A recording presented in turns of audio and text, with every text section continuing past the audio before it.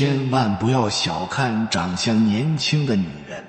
一个女人看起来远远比实际年纪要年轻，那我告诉你，你一定要和她交朋友，因为这样的女人她们都不简单。相由心生，心慈则貌美，人心善则面善。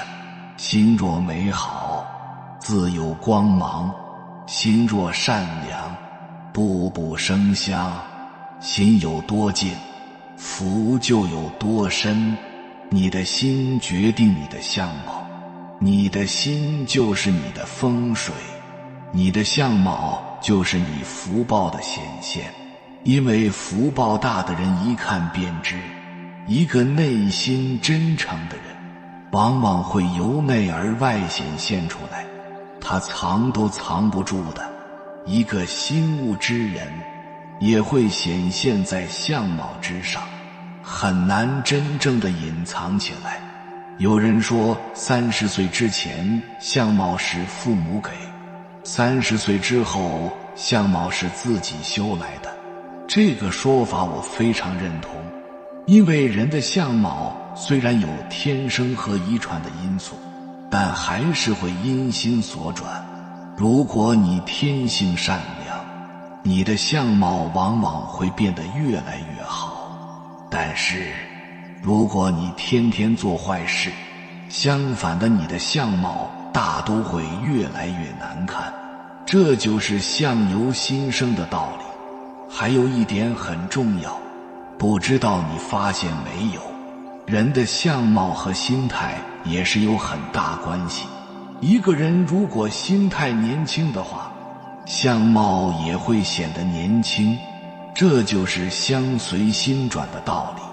所以说，人的相貌其实是言行以及内心的投射，这些都是从慈悲、忍辱、积福中得来的。如果你能一心向善，经常的修善，诸恶莫作，遇事时懂得忍辱，不生气，不抱怨，那时间久了，你的相貌自然就会越来越好，你的福报自然就会越来越大。所以一定要共修我们的福报，为自己与后代子孙积累福报。虽然以前你的所作所为可能有损福德，可是只要现在开始忏悔，努力改过来，相信一切都不会太晚。王阳明说，相由心生，你的外表藏着你的人生之道，你的脸也是你的命。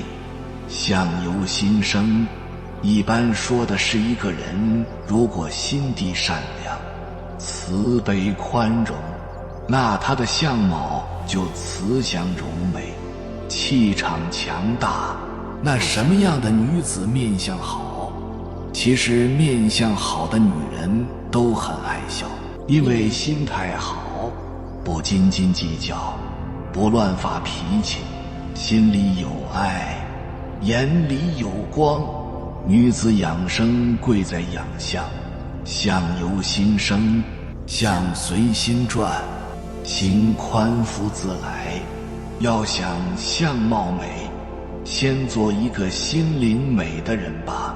听过这样一句话，女人的容貌30岁以前靠父母，30岁以后靠自己。一个人的五官是天生的，气质却是后天修得的。你读过的书，见过的世面，拥有的心态，都反映在脸上，沉淀气质，修炼容貌，活出最好的模样。相由心生，美貌也是一种福报。任何福报都有其必然的成因，就像财富来自施舍，尊贵来自谦恭一样，美丽的容颜来自柔和善良的性情。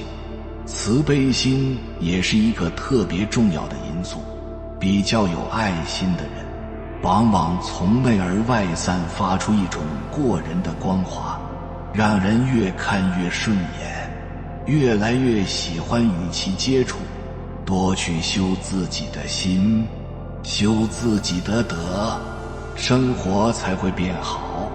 有一位禅师说过，生命的最高境界是滋养心灵，而不是为了满足贪欲。物质的丰厚决定不了你是否幸福，真正的幸福还是心灵的满足。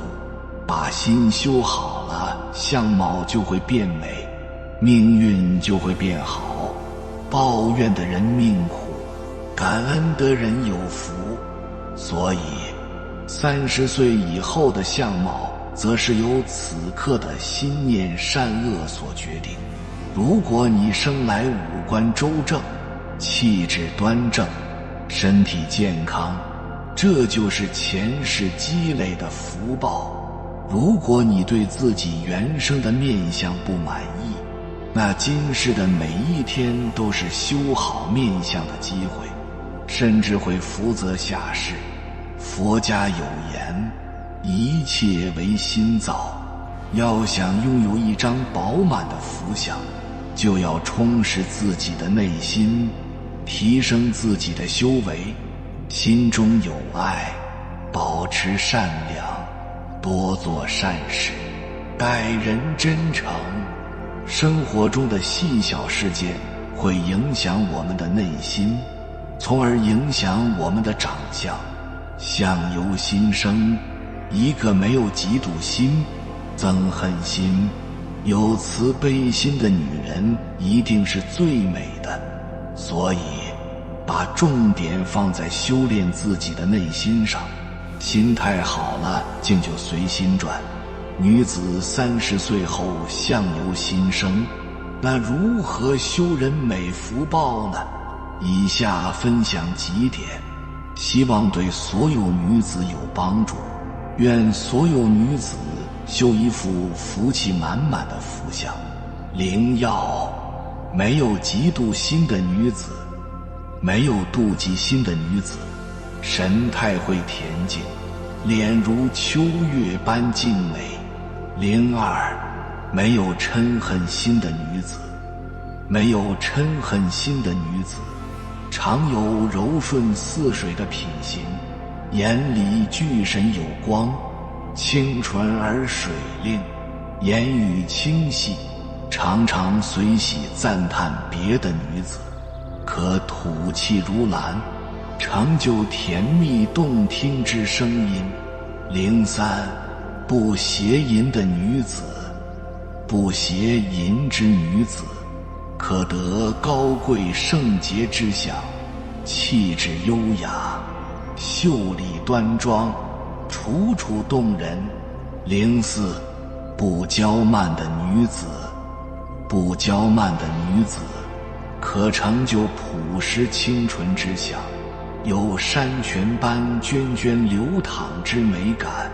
灵五，常行布施的女子，常行布施的女子，对万事万物有平等爱心，而生出母爱般的光辉，成就神采照人的慈和之美。灵六，不贪婪，不抱怨的女子，不贪婪，不抱怨的女子，神气清净内敛，可得丰满圆润之体韵，并有柔软无骨之美感。若你看到一位女士慈眉善目，庄严相好，那应该想到的是她看不见的气在支撑，气由脾在运化。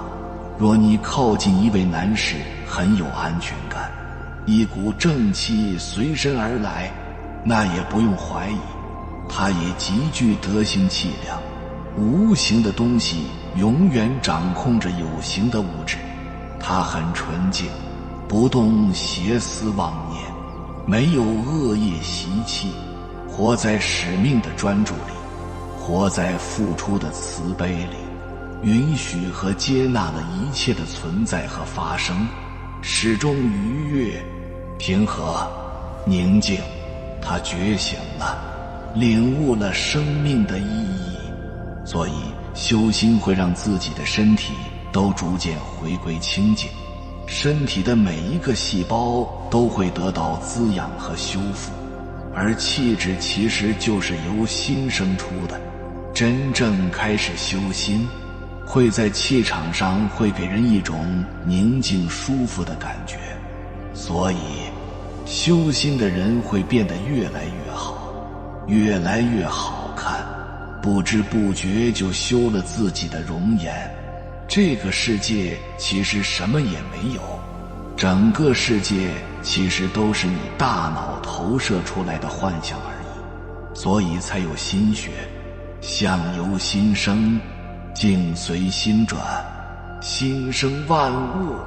当你搞懂了你的心才是你的一切根源时，你不会向外求，就开始向内求了，把你内在的能量唤醒。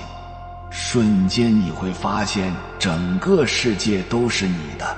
因此我们大度看世界，从容面对生活。一个人内在能量越高，向外的显化也会越来越轻盈，越来越年轻。一个人长期自律，由内而外散发的能量也会让相貌越来越正。一个人内在爱的能量越满，就会从内心散发慈悲的能量，面相自然也越来越美。如果你是一个爱着别人也被爱的人，如果你是个先爱自己再爱别人的人，那么你就会越来越年轻，越来越漂亮。但是如果你既不去爱也不被爱，又四处的去索取爱，但是总觉得不到爱，那你就会越来越老。所以美是从内心出发的，心美人也美。真正的相貌都是修出来的。女人过了30岁，容貌真的会变。你的每一个念头，每一种情绪都会反映在你的脸上。比如小气的女人，眼里总是透露着金光，别人一看就知道她爱计较。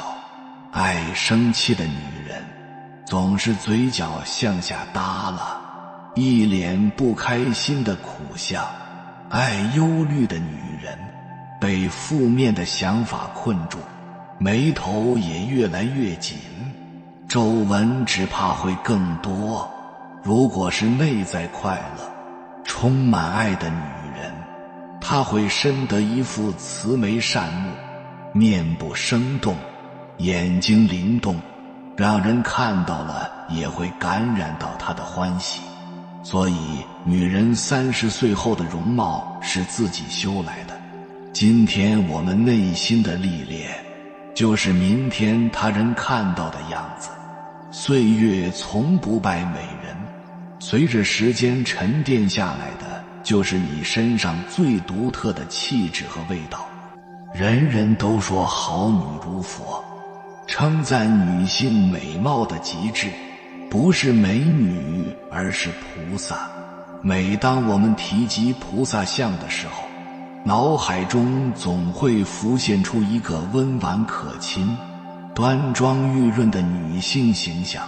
菩萨不仅寓意女性姣好的容颜仪态，更涵盖了女性慈悲纯良的品质。菩萨这个词甚至泯除了审美性别的差异和对立，从没有一尊女菩萨的形象会招致男人爱、女人妒的局面，更没有人会将男权社会下红颜薄命、红颜祸水等贬低歧视女性的词汇与女菩萨挂钩。可见貌如菩萨是中国传统审美的最高境界，是国人集体审美的共同投射，与宗教信仰无关，与性别年龄无关。菩萨本是佛教中的音译词，是菩提萨埵摩诃萨埵的简称，可以翻译为觉有情，即一切有情感、有灵性的生命觉悟之意。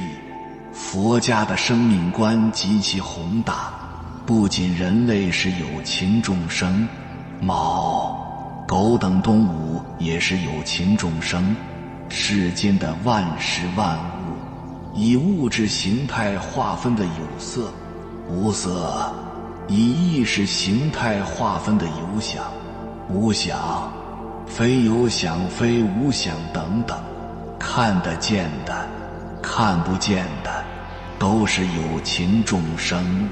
在印度，菩萨皆为男性，通常是伟岸俊美的男子形象，而且佛经中说，一切诸佛菩萨成就菩提时，非男非女，随机应化，体现出众生平等，无有高下的基本教义。然而，当佛教传入中国后，菩萨的形象就开始发生了变化。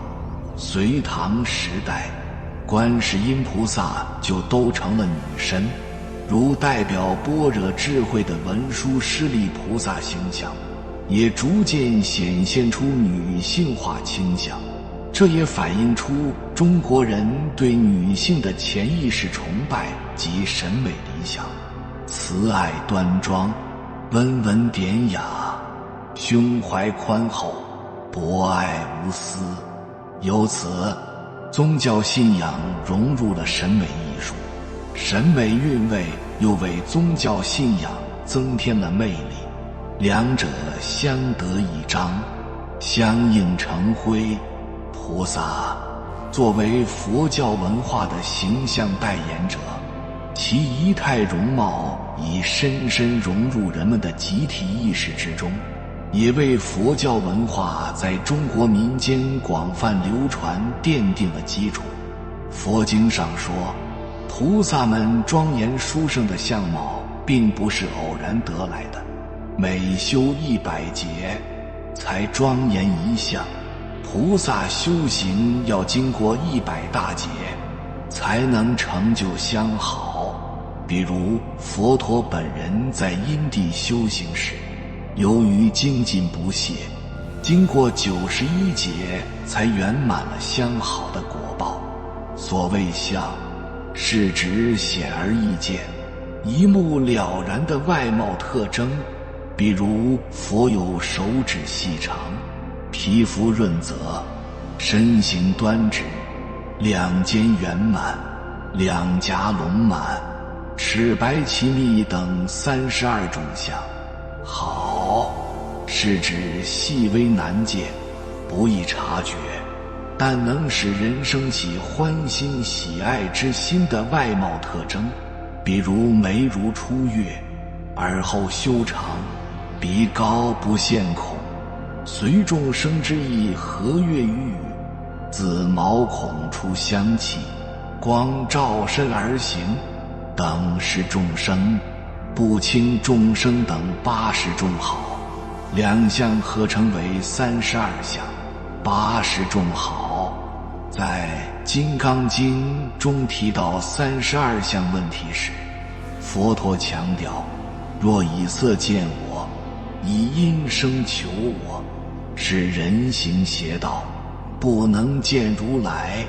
意思是转轮圣王也具备32相，如果仅仅以相的形式来寻找如来，就会把转轮圣王误当作如来。若以美好的色相、悦耳的音声来寻觅真如佛性，那是一种邪知邪见，并不能领悟如来真相。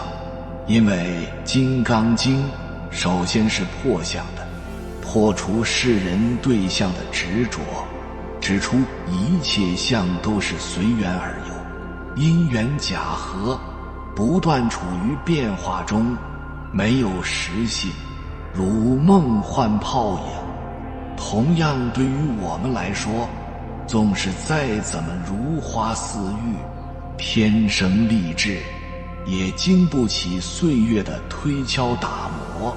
韶华终将随水逝去，挽断罗衣亦留不住。既然我们的容颜只是空花一现，还有必要花100大劫时间去修正容颜吗？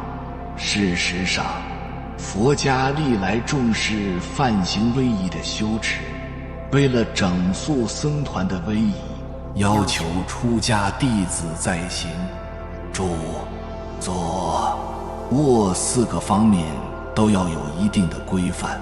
即四威仪：行如风，坐如钟，站如松，卧如弓。当年佛陀所有的弟子中，相貌最庄严、记忆力最超群的阿难尊者，正是因为被佛陀非凡的仪容、强大的气场所折服，舍弃荣华和美气出家，并终生服侍佛陀。当佛陀问阿难究竟以何因缘要跟随他出家时，阿难这样回答：我见如来32相，圣妙殊绝，形体映彻犹如琉璃，是以可养，从佛剃落。虽然阿难出家的动机不纯，但毕竟促成了他跟随佛陀修习正法这桩大事，也从侧面反映出庄严美好的形象对于接引众生、传播佛法的重要性。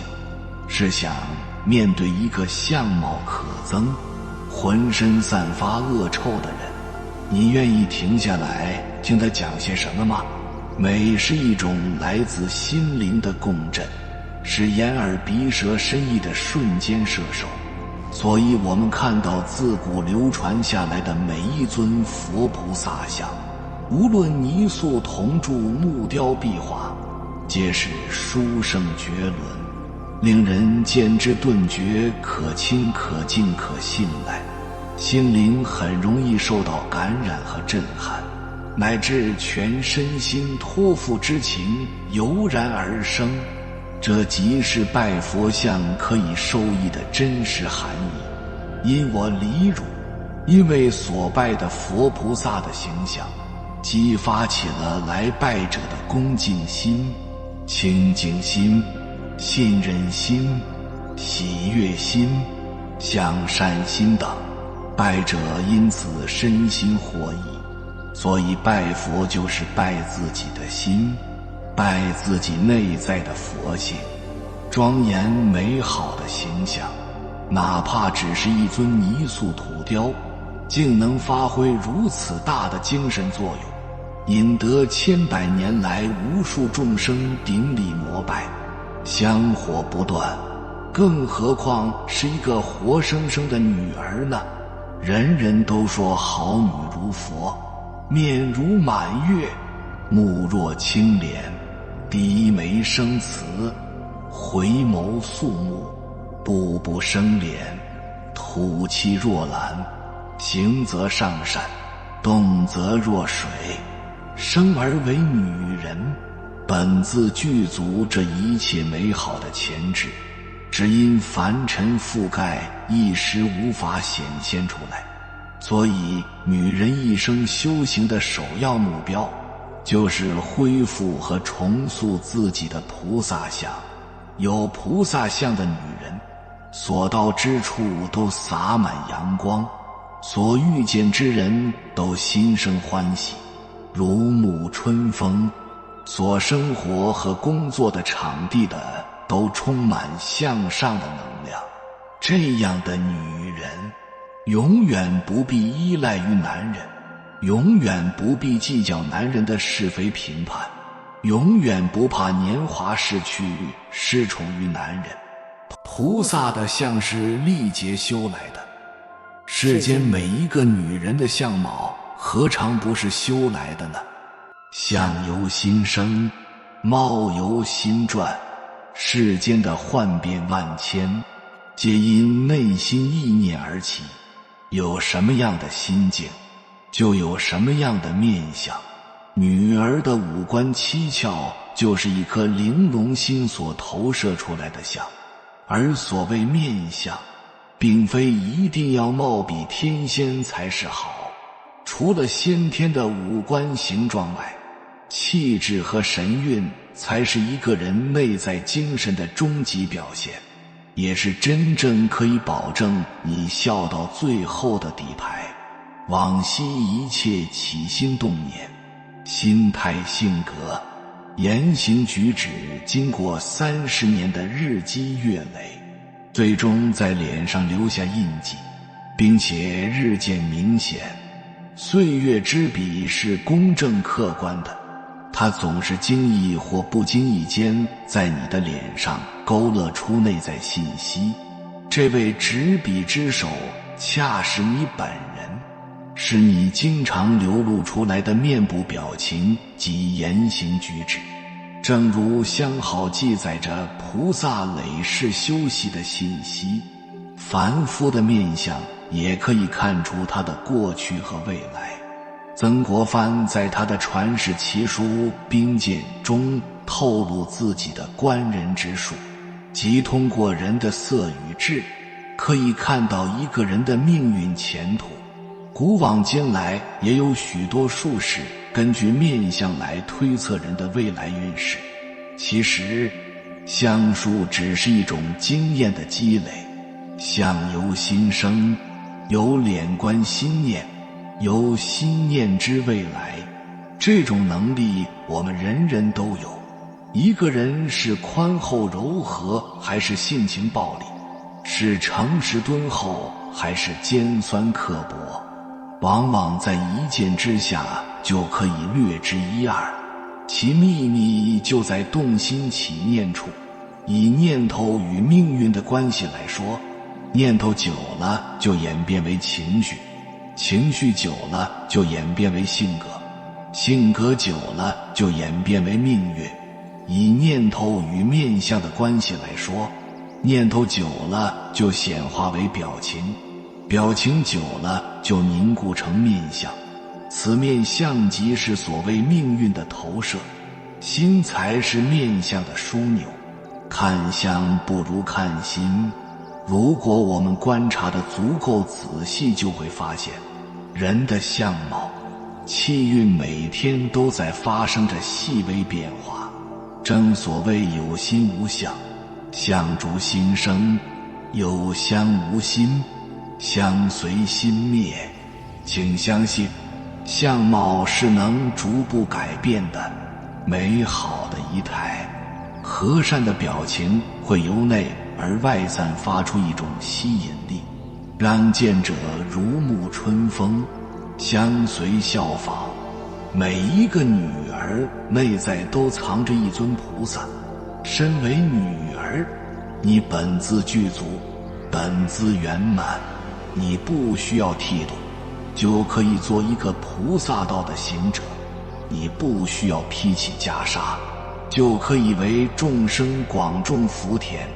人生没有最好的年纪，只有最好的状态。修自己内在的精神灵魂，内在的灵魂得到滋养了，外在的精神自然更年轻。当你内在种下了一颗慈悲的心，你外在自然显化一张慈悲的面相。